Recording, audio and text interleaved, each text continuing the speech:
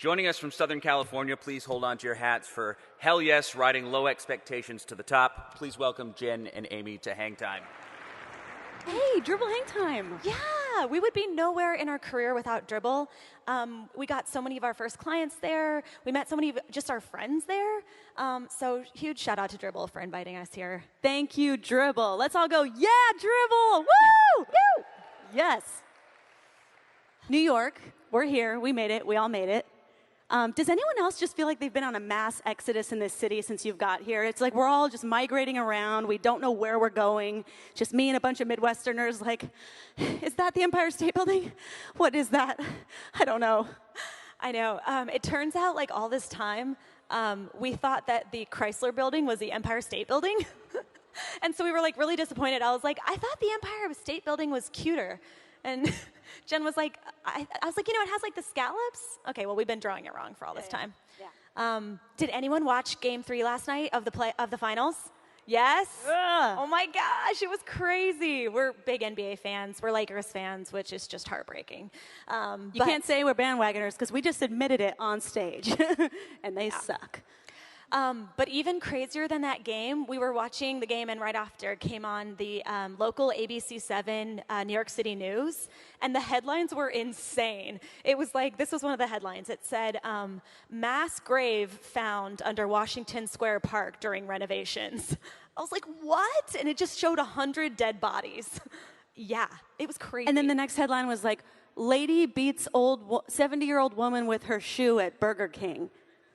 That's crazy. Like, that's a New York headline. New York does not mess around. In Orange County, where we're from, like, the kind of headline, you would only get something close to that if it was like a Lululemon sample sale and like two ladies were going after the same pair of yoga pants.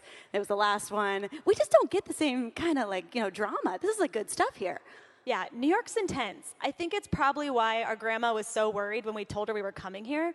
We were like, Grandma, we're going to New York. And she watches like Fox News 24 hours a day, and those breaking like headline like red banners, breaking news. I'm here. I'm still here. I'm backstage. I'm getting my phone because I have an idea. Grandma is so worried. She's a little old lady. She's so worried we're gonna get murdered because all those breaking news headlines on Fox News. She's just freaked the fuck out from breaking news. So what we're gonna do? Wait, where's my phone? Oh, wait. Okay, I'm gonna film you from here. And I want you all to tell my grandma, I'm going to film it, okay? So I want you to say, Grandma.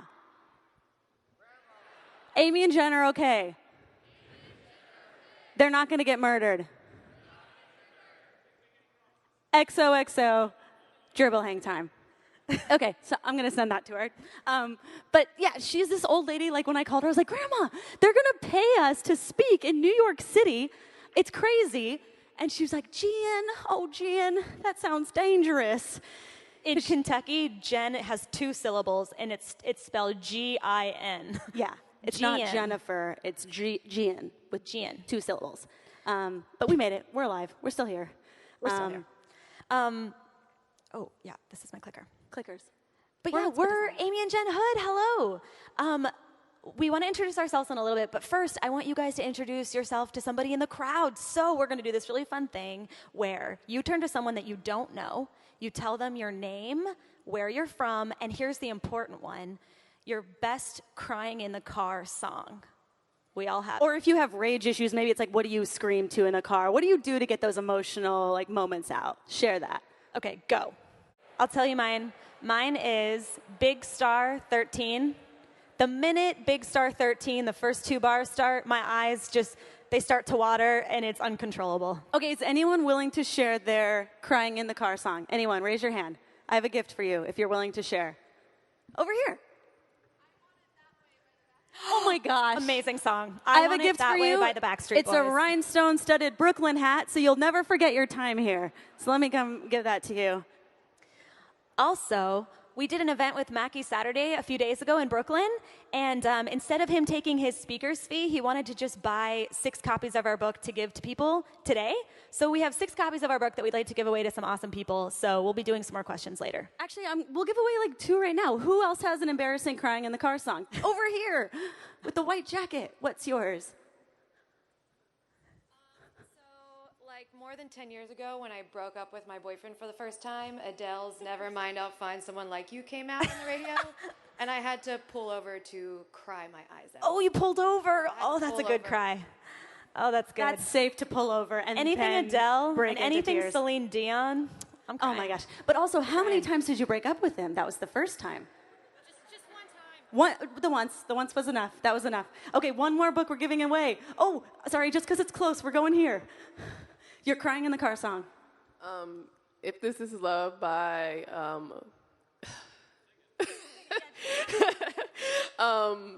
dang, I forgot the. Is it a lot of pressure. Female, male, band? Imari or Sing it. he's like, okay. He's like, if this is love, I don't want it. Like, that's how the song goes. This is like. I wish so much I could have. Thank you. Okay, so I don't have the books because I forgot them. I did not prepare for this. But just meet me at the table after, whenever we're selling Meet us at our stuff. booth. Meet us at our booth, You all and get we will books. give you free books. So now that we all know each other, a little bit about us. We are Hutzpah. I'm Amy Hood. That's Jen Hood. I have the long hair and the short temper. That's how you can tell us apart. Jen has the hair like every 90s villain. So that's how you know it's Jen. She And looks Angela like from The Office. Carl Kind of an from Die outlier. Hard. Yeah. Yeah. There's me. Evil and scary. But yeah, that's the difference between us. You might know us from such avatars as these ones. Isn't it funny how you go to these conferences and you meet people and you're only used to seeing like this little circle, and then you're like, oh my gosh, you have legs, and a torso. Congrats on your legs. That's so cool. And it's just so different. And we're all about 20% uglier in real life. That's just a real thing. It's fine, you know? It's I know I look best in motion, so I don't like that I'm confined to a static image. It's I'm best kind of in that Sasquatch in motion kind of view where it's you just see a portion of my face and it's blurred. But yeah, we run Hutzpah Design. It's a boutique brand agency based out of Orange County, California. We do fun things. I think we do fun things, and it's good. It's a good time. But these conferences are always interesting because it's not only is it it's such a game trying to match somebody to their avatar because we all picked the best photo of us that only looks 10% like us. It's also just you have all these expectations, right?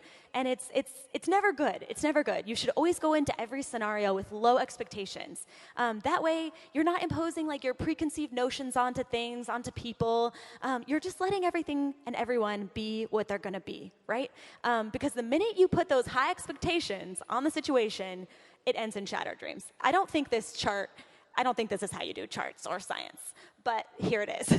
Well, that's we thought the Empire State Building was really the Chrysler Building, and you were we saw it in person, and you were I thought the Empire State Building would be cuter, which is so rude. It's we're those people who crash a party. We all came to New York City, and we're could have done without it. And it's they're we didn't invite you here. Go home. We don't want you. It's the same, I feel I have face blindness with the Chrysler Building and the Empire State Building. It's the same with Dermot Mulroney and Dylan McDermott. Does anyone else stay up at night thinking which one is which? And it's weird because their names and their faces are both anagrams. You can rearrange the names and they become the other name, and their facial features also rearrange to create the other face. It's crazy. It's the same with Bill Paxton, Bill Pullman, the constant struggle. Yeah. But anyways. But New York. It's we started out yesterday or the day before, and we were we're going to walk to the Brooklyn Bridge from Midtown. We did it. I have blisters to prove it. And so at the beginning, though, we didn't realize we're in the middle of Tourist Central. So we were surrounded by Midwesterners, and it's American Eagle shops everywhere. And we're obviously we were disappointed because our expectations were too high, and we were just putting these preconceived notions onto it. So luckily we got out of Midtown, and we ended up near Washington Square Park, and then we ended up in Soho. And I was oh, this is actually really nice. I take everything back. New York is really cool. It turns out the world was right. New York is cool. Newsflash. Yeah, Brooklyn's awesome. And then, you guys, I see Bradley Cooper riding a bike in Soho. I saw it. I saw it. I've lived in LA area for 15 years, and I've never seen a celebrity except for Kenneth the Page from 30 Rock. And then I'm a mere 3 hours in New York City. I've already seen Bradley Cooper. Then I'm walking and I see Matthew Rhys, the dad from The Americans. Then I saw him. Then we go to Dim Sum. Dim Sum at No Sum Tea House. Am I saying it right? Do you guys know what I'm Very talking about? good. What is it? Namwa Tea House. Thank you. So then we're getting dim sum, and we're loving New York. New York is great now because we saw Bradley Cooper. And so I put my name in, and I go, and also apologies to anyone who follows me on Twitter and Instagram. I've told this story like 7 times. So I'm at Namwa, I look in the window, and I'm just trying to see like what the vibe is, and I make eye contact with a guy sitting at the table in the window, and I'm like, it's John Mulaney, while I'm looking at John Mulaney. And then I go like this, and I hide. And it was crazy. It was John Mulaney. I saw John Mulaney. And then we go inside, and guess who he was sitting with? Seth Meyers. So it's just been the celebrity tour for us. It's been really great. Yeah. So the minute we like stopped expecting things, everything kind of like ticked up because we were letting it be what it was. But anyways, we're the same with ourselves as humans, as people. We expect so much of like what we think we need to accomplish, whether it's a job or a career or a promotion or what kind of projects we think we need to be working on to say we've made it. And when we don't get those things and we don't meet those expectations we set for ourselves, we're crushed and we just feel like we've failed. But it's like if you were your 14-year-old, like if you actually became your 14-year-old version of yourself where you're like, as a teenager, what you wanted to be, it probably wouldn't work out well. Like, what did you want to be when you were 14? When I was 14, I wanted to grow up to be Buffy the Vampire Slayer and like Obviously. a Disney animator like on the side because Buffy only works at night, so you have tons of free time. And then I was going to marry Freddie Prinze Jr., and then I was going to retire by the seaside and solve crimes like Jessica Fletcher. Very specific dream. Very specific. And yet I didn't achieve any of my goals that I thought I wanted to be when I was 14. You obviously haven't achieved any of those. I didn't do that. It's like if we thought about life in such black and white terms, we just constantly think that we failed. And yet so much of our success now has come from what were shattered dreams at the beginning. I mean, I think the main shattered dream, like I can circle it all back and like kind of trace our lineage, and it all started in 2002. So to paint the picture of the time, 2002, Nelly's Hot in Here was #1 on TRL. Y'all remember. Song of Spring Break. 8th grade dances were getting down. Like, our parents were terrified. Yeah, and we were growing up in Bowling Green, Kentucky, going to Greenwood High School. We were sophomores. Kentucky's really interesting. Bowling Green, Kentucky is known as the home of the Corvette plant, and it's also home of one of the largest underground cave networks in the world. So when you put those two things together, one year, a sinkhole swallowed part of the Corvette Museum. It was crazy. Did you guys see that on the news? It was crazy. And we had our prom in a cave. That's how backwoods Kentucky is. It was pretty cool, actually. It was awesome. But yeah, Jen and I were sophomores at that time, and you all remember high school. Like sophomore year is kind of the time when your guidance counselors and your teachers start impressing upon you the fact that okay, you have to pick what you want to do in life. You have to get straight A's. You have to get the SAT scores. Like you have to figure out what you're doing, where you're going to go to school. It all starts then. All the pressure starts. And so I know for us, like it was like okay, we're going to get the hell out of Bowling Green, Kentucky. We're going to go back to California. We're going to go to some kick-ass like art college and be a famous painter.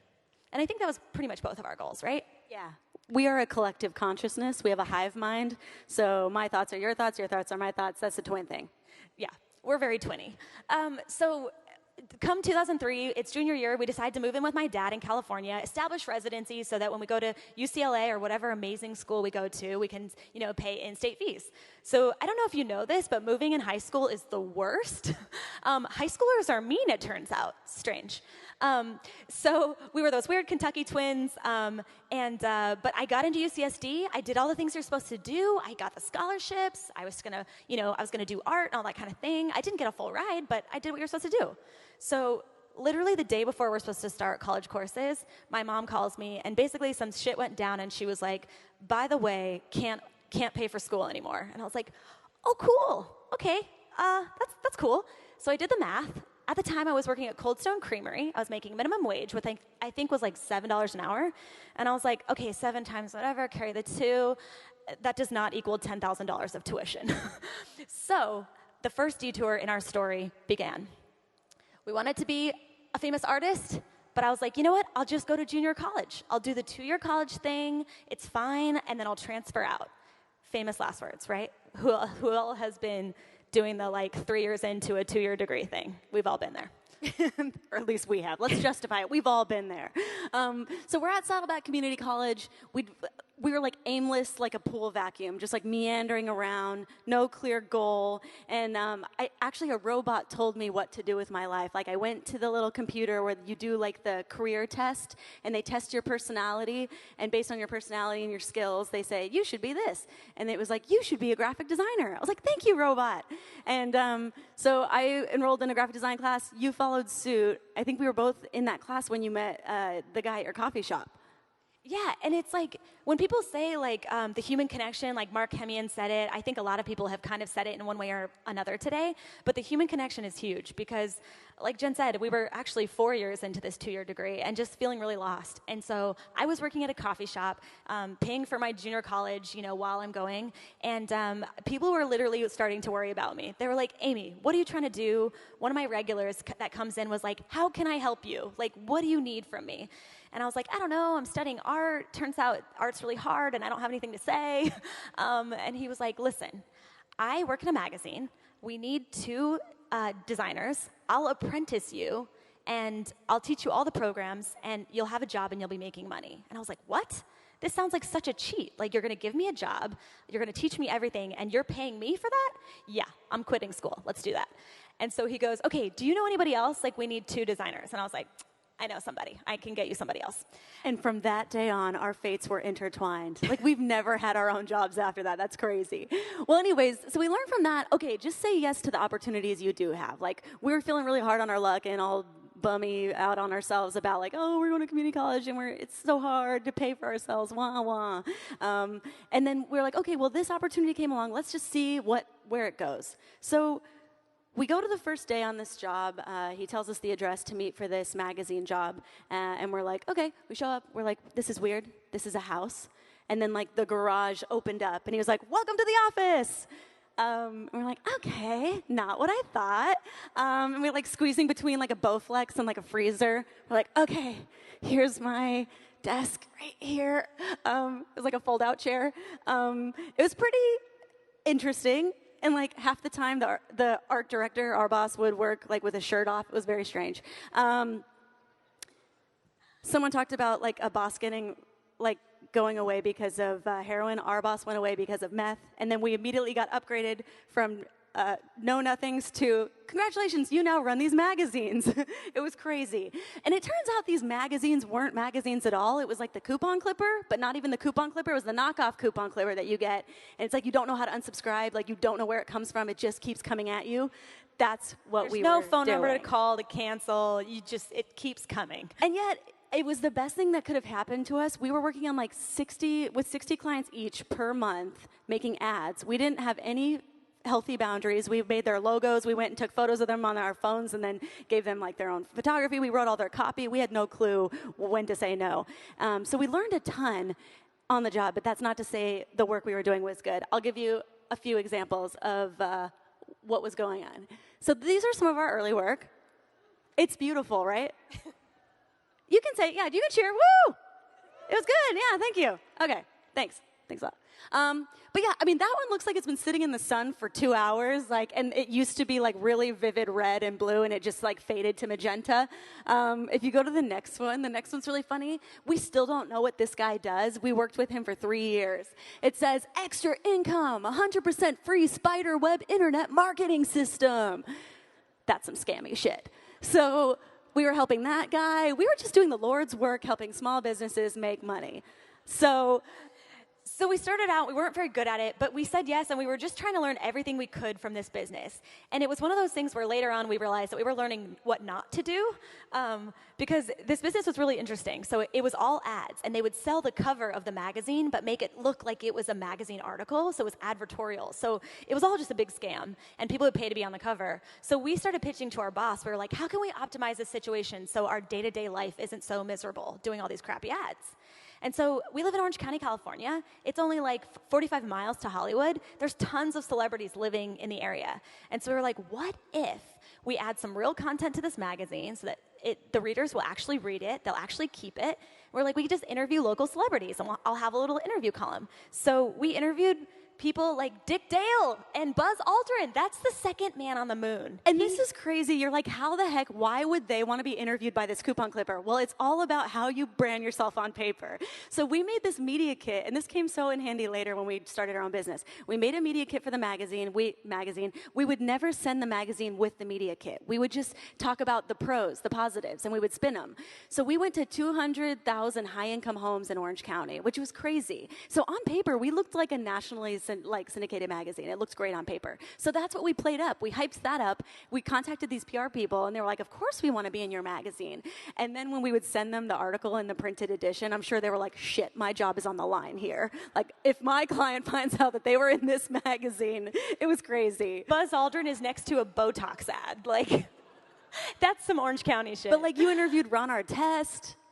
Interviewed World Peace. Ron Artest, Nick 13 from Tiger Army, like all these incredible people. And it's funny, none of them researched the magazine. They read our proposal deck. They looked at the names of people that we had already gotten and we just kept getting slightly better and better interviews based on the previous names. And you know these people were completely pissed off when the magazine finally came and they realized that they should have done their homework. Yeah. But this is how we optimized a really imperfect situation. And that's kind of what you have to do. I mean, you're never going to get that dream job. You're never going to get that perfect opportunity. At least you're not going to get it when you expect it. So instead of waiting for that perfect thing to come along, take what you can, optimize it, and make it at least enjoyable for yourself to the day-to-day. So luckily, the next step in this story is that God struck the magazine down. Thank you, Lord. Amen. Praise God. But the problem was that we had been neglectful of ourselves. We had this issue where we felt very loyal to the people who had taught us everything, and we really are thankful to this day that they took us in and taught us what we needed to know. And so we had this kind of detrimental sense of loyalty that made us stay longer than we should have. We weren't making nearly what we should have. We were working overtime that we weren't getting paid for. And when it went under, we hadn't been investing in ourselves and making our own portfolio work to get the kind of work we want to get in the next stage in our life. So we were completely unhireable on paper. That was our portfolio work. We were awful. And so, when you tell people, it turns out when you tell a hiring manager that you're a college dropout and then you show them that portfolio, it turns out it's really hard to get a job. So we were like, Orange County's expensive. Let's just start our own thing. Our friends had been asking us to help them on little jobs here and there, and we hadn't had time. We're like, okay, now's our chance to just do that freelance work while we look for a job. So we started Hutzpah over a weekend. Your boyfriend knew how to use WordPress, so he set us up a WordPress. You made the logo in a week. That's still our logo. Yeah, it's still our logo. Thanks, Amy. And it was out of pure necessity and panic. And that's when we learned retrospectively looking back on things, which we're really big on looking back on our life, even if it's the last year, the last 2 years, last 10 years of business, and just seeing what worked and starting to try to quantify why we're doing what we're doing, what's being successful, and then what's just not working. And so the next thing we learned looking back is you have to set goals for yourself. And how many of you in here do business journaling or just personal journaling at all? Raise your hands high. That's awesome. Everybody should be writing things down, whether it's just personally or business-wise. At least take the time at the beginning of the year, maybe even quarterly, to just write down some goals. What kind of clients do you want? What kind of money do you want to make? Even just writing it down once, it's crazy how that sticks in the back of your mind and starts to influence the kind of decisions you're making on the day-to-day. Even when you're really happy and you're very content in what you're doing, 2 years into Hutzpah, we were just so shocked that we were actually making money at our own company. So we just let our company happen to us out of just joy that it was happening instead of making the goals even for what's the next stage. So never again will we just let our life happen to us. Hutzpah was born. Like we said, our first 2 years was just friends and family, people you've never heard of who trusted us to let us work with them. Thank them all. That was very sweet of them. And we realized at the beginning we were just doing anything anyone asked for, mop catalogs, whatever, we would do it for money. And eventually we're like, okay, now we realize we're good at logos. Let's just focus in on that, and we can make that our specialty, and it pays well, and surprisingly, we're okay at it. So then we just kind of narrowed in on that service. Also, we talk as fast as New Yorkers walk. Have you noticed? So if we ever was talking too fast, just raise your hand. But yeah, we started out as generalists, and then we realized that we're really good at logos. And it's interesting. It's you start to kind of look at everything that you're doing, and you start to figure out, okay, what do I like doing the best? what pays the best, and what does it seem like it's hard for other people to do. That's like your little Venn diagram. And that's how you kind of figure out your sweet spot of like your niche, right? The thing that you're really good at that maybe other people can't do as well. Oh, by the way, I found my first logo ever. Look at this. Okay, so I loved this guy, Troy Puckett, in 6th grade. And I said, we wrote on our shoes that we love him. I've made a sign for his name. I just described a logo. I made a sign for his name, and that's Troy Puckett's logo that I made for him so I could secretly, like, wear his merch around and dedicate my love to him. It was so funny when I found it, but click to the next one. I had no clue about supply and demand. There's only one Troy Puckett, but look at how many other people liked him. Emily, I did, Callista, Amy was even in there, a little bit of sibling rivalry. There was like 10 girls into this guy. But I saw the market, and I made that logo. I was so shocked when I found this. I was just cracking up. But anyways. But even this I didn't even change. That's his real name. Troy Puckett, if you're out there, I still love you. But even this, it's like writing things down. It's so fun to go back and look in on it, right? So like when we write our business goals, it's really fun to look back and see what worked, what didn't work, and just seeing how you're growing, being able to track that and quantify things that are working and like riff on that. It's cool. And so that whole thing of number one, remember, say yes to anything? That thing got us into so many avenues and so many different income streams that we never expected. Because when we first started our own company, we thought, oh, we come from magazine design. Like, we just want to do editorial layout. That's the best thing ever. Like, it'd be awesome if we could, like, you know, do things like Rolling Stone. Like, that was our dream. We thought that was the be-all and end-all. Well, then people start asking you for things that you're not sure if you can do, and you just start saying yes. Yeah, we can do that. It's like, oh, can you caveat, you should only really say yes if you think you could hopefully pull it off. Like, don't just, like, you know, shot in the dark if you don't think it. But we were like, I think we can Google the shit out of this and make it happen, you know? Exactly. And so we just started saying yes and trying things. And I think that's really important. Like, if you don't want to get too comfortable in your career, you want to be testing yourself, trying new things, seeing what you're good at, and seeing what actually, like, really resonates with you. So we got the opportunity, someone asked us to design a font, Palm Canyon Drive. You might recognize it because Taylor Swift used it at the beginning of her last music video. It said, directed by Taylor Swift in this font. It's crazy. Life is crazy. And then and then we also just released 2 new fonts, Beale and Beverly Park. Like, who'd have thought? 5 years ago, I never, ever even knew that I would want to do type design. This is like the obligatory like portfolio section. So we did this logo skip for like this checkout on your phone app for grocery stores. And this is what's crazy. Like, go to the next one. So somehow, brand new, like it was, people liked it. Like, I don't know if there's like an action or something. It should say, in 2018, this was one of the it was number 5 best noted on brand new. That's crazy. Oh, there it is. Best noted redesign. But click to the next one. This is, you can't even win when you win. Look at this comment. At 83%, the balloon dog has been one of the highest great rated icons in a long time. I liked it, but I admit I was surprised to see so many of you liked it as well. What a neg. Oh my gosh, it's like, just let me have this win, buddy. But anyways, this is still way better than the last reviews we got on our last brand new submission. So we hid the logo that this was about because they're good people and I'm still proud of it. But someone said, this rebrand reminds me of Jennifer Grey's Nose Job, a perfectly decent looking woman with a face like no one else who acted self-consciously and wound up looking like no one in particular. That is so mean to me and Jennifer, the other Jennifer. But anyways, screw them, because we're going to be speaking at a brand new conference. So, yeah, it all comes full circle, redemption. But we started doing all these interesting new things. And then somebody asked us to start doing logos. And that's kind of interesting. And you start doing logos for people, and then people worldwide want logos. And it was like we were doing logos for people in Sweden. And people started calling, and it's funny, I think Red Bull reached out to us on Instagram. So it's like, then people just start writing in, like Target wrote in on Twitter, Red Bull wrote on Instagram, and we're just like, what's happening? Like, things were happening. Momentum was going forward. And then we unlocked that achievement that every designer is waiting to unlock. We designed our first brewery. It was awesome. If you ever go to San Juan Capistrano, they have great beer. Facebook stickers, you can click through. That kind of thing. But I think the way that we got all those things, right? You saw the logos start to go from unrecognizable to like the big brands, right? And people always say like, how do I get the Red Bulls? How do I get the Targets in my portfolio? Well, involve everyone. That's one thing looking back, like when we wanted to do some sort of a career like alteration in our path, we would just start talking about it. Maybe just because we talk too much, I don't know. But we would just start telling people when they say, hey, what's up? We would be like, oh, not much. I've been working on a lot of basketball illustrations because I really want to do work with the Lakers. And soon people start to want to be a champion for you, for your dream. Like every time someone says, hey, what's up? What are you up to? You're blowing it if you're not vocalizing something that you're interested, that you want them to know about, so they can start either holding you accountable. The next time they see you, they say, hey, how's that thing you told me about?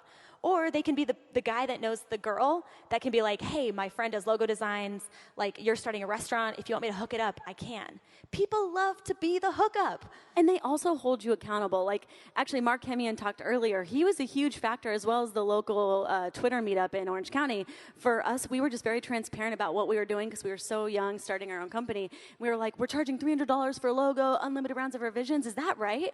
And he was like, stop it now.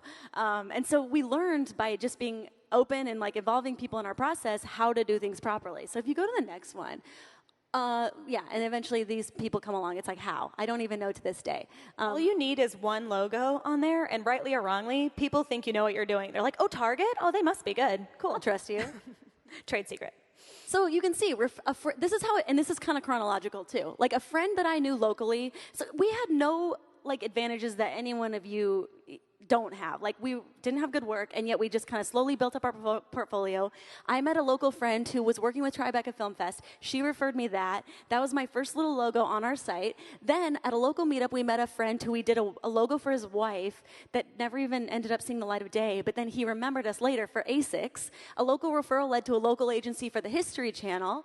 A conference is where we met someone who then hired us at Vox Media. Instagram is how we met 20th Century Fox. Twitter, Target. Friend referral is ESPN. Instagram, Red Bull, Dribbble, is Skip, where now I'm speaking at Brand New with Amy. Like, it's weird. It's all from very, like, organic, relatable interactions in like a human way, whether it's social media or in person. It's all very achievable. If you keep going to the next one, actually. Oh, yeah, I think, anyways, yeah. But it is interesting, those little interactions that maybe seem like inconsequential or unimportant. Or like, I don't have time to dedicate to the social side of my business. It's like I need to do good work and that's all that matters. It's just not true. Like, the social and soft skills are so key. If someone likes working with you, they're going to want to try and like vie for you to get that job way more than if you're just some stranger blowing up their inbox who they've never heard from, you know? Yeah, it goes really far. So every interaction that you have with a person, just realize that those connections are valuable. And if you're vocalizing the things that you're good at or the things that you want to do, not in a pushy way, of course. Like, you don't want to be that guy pushing the business cards at the networking meetup. But just saying it in a friendly, casual way. People will want to help you. And so that's where we come to our point in our story of going from unhireable to then Mike Jones is in the crowd, who runs Creative South. Yeah, woo-woo. And a friend, Nick Slater, he was talking to Mike Jones, and they were saying, hey, do you guys know any like female creatives that might want to speak at our conference? And they were like, oh, what about Amy and Jen Hood? And we were only 3 years into our business. Like, we didn't hardly know anything. And they just recommended us for this conference. So we wrote down all our notes, and it was 60 pages of notes, and we realized this is not a conference talk. So we were like, okay, let's just package this up and turn it into an ebook and throw it up on our website. So we did that. We didn't tell anyone it was there because we were afraid that it was all wrong. So obviously it didn't sell well. But that led to a local student seeing it when he was looking for an internship locally. He saw it. He told his, it was at Laguna College of Art and Design. He told the design chair there, hey, they should come and talk to us about like freelance. So we went and talked to the college, and the dean of design is like, you guys should teach professional practices. You actually know more than you think you do. And I think it was purely just out of fear of not thinking we knew anything. We actually overcompensated and ended up knowing a little bit and just enough. So then, as college dropouts, we ended up teaching business design principles to seniors at Laguna College of Art and Design. So after doing that for like 4 years, we definitely learned more about ourselves. Through our business, we were still doing Hutzpah, and then also through teaching it, we definitely like consolidated what we knew better. So we re-released our book as like a physical copy. We only ordered 200 copies. We were like, okay, like we'll actually market it this time. We'll actually treat it like a client, not just like something that we're afraid of. And we did like all these posts and stuff, and it sold out in like a week. So that's how we released a book, which we don't like writing. We're not good at it, but apparently anyone can do it. You just find a local printer and you order copies and you pay for it. You don't have to have a publisher. And then you just tell everyone that you know that you have a book. That's how you do it. So yeah, there it is. So we released it, and it was pretty cool. Like Jen said, like we sold out in 2 days. We ended up having to get more copies. And this thing that we were very scared to share about, that we didn't think was a strength of ours at all, ended up being the thing that we're kind of known for now, which is like the girls who help teach about business and freelance for creatives. And that was, again, just saying yes to a slew of opportunities and just trying to invest in our community and invest in the relationships in our community. And it's funny how that comes back. I mean, now this is probably what? Last year, I think this made up 20% of our company's revenue. No, it was only 10%. Was it 10%? But still, 10%. We've sold 5,000 copies. That's crazy, you know, for something that you don't like expect. And it just goes to show when you put yourself out of your comfort zone, you learn so much more than when you stay safe and just like stay with people who tell you yes all the time, you know? And I think what we learned from that experience was the whole idea of testing and pivoting. We were just doing a panel upstairs with Raji and Justin Mazel and, Lauren? Anyway, and it was really interesting. They were like, what was the biggest thing that you were afraid to fail at? And I don't think that we ever think about it as failure, because as long as you're just testing and pivoting and just, you know, continuing to try to make something better, it never really feels like a failure, right? So when we released that book initially, it wasn't a failure because it didn't sell a ton of copies. We put it out there, we listened to what people were saying about it, and we edited it, updated it, and released it in a better way, in a more positive way. And then it ended up being really successful. So that's the way we've looked at our whole business. It's like, okay, that didn't work out. Why? Let's take a look at it. Maybe we can try it a different way, and we can optimize it, and we can make this thing happen. Okay, this is about the time when everyone's like, is this over yet? So, quick audience interaction. If anyone's willing to sing a quick stanza from any song about New York, I will also give you a free copy of our book. I'll do it for 3 people. Anybody willing to sing? Nobody? Jeremiah Wassam. Do it! He's like, no. Come on. Sing something that has the word New York in it. Easy. As I say that, I need to think. Baby, it's New York, that concrete jungle where things are made of. There's nothing you can't do. Yeah. And you get a book. And you get a book. Yes, good job, sir. Awesome. Good job. Does anybody else feel brave enough? Back here. Sing it loud. I can't get to you with this mic. Go. Maroon shirt. Oh, shoot. That was good. Woo! Hey, you should be up here. Okay, right here. Go for it. Yes. Yes. Are you from New York? Jersey. It's like I heard that accent, like even as you were singing it. It's so rich and beautiful. Thank you. Okay, find us after at our table. You all get free books. Okay, so the quick recap of this before we let you leave. There's a few different ways to get to a goal. The easy way is to just start with the options that you have that are small, manageable steps. So don't think about like, where do you want to get finally, what's my like ultimate dream job? Think about like, what is in my eye gate that's available to me now that I can start doing? That's an easy, manageable step forward that's closer to where I want to get. Take that step. Now, a few of those will work out and they'll get you closer to your dream. Some of them are little outliers. Maybe it doesn't work out, but you tried something, you learned, you failed, and you know what to do next. Sometimes you even unlock unexpected achievements when you do this, when you just say yes to what's close by. The great thing about this method is if you fail when you're taking these kind of small, manageable risks, it's so much easier to recover and get back on your feet, and it's not as scary.